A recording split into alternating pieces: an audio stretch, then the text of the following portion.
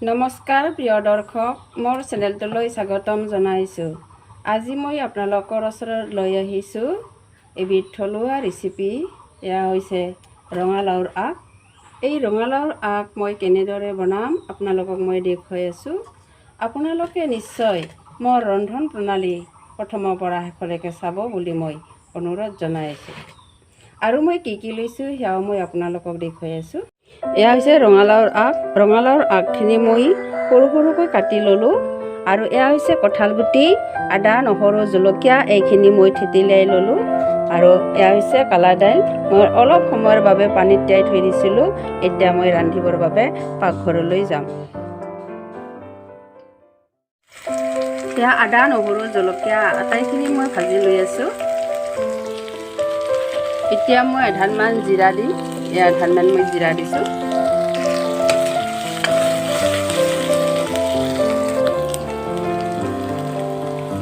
এতিয়া মই ৰঙালাওৰ শাকখিনি দিছোঁ। ৰঙালাওৰ শাকখিনি এতিয়া মই লৰাই লৰাই ভাজি থাকিম।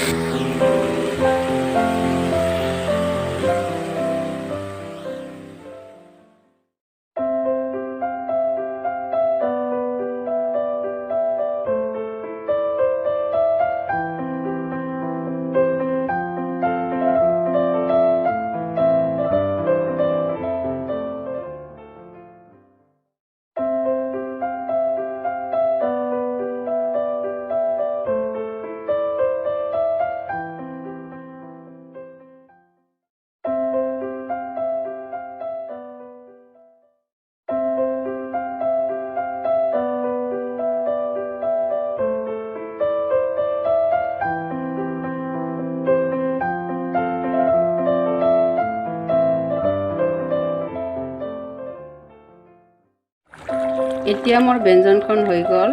ইমান ধুনীয়া দেখিছে নহয়নে? আৰু খাবলৈও বৰ সোৱাদ হয়।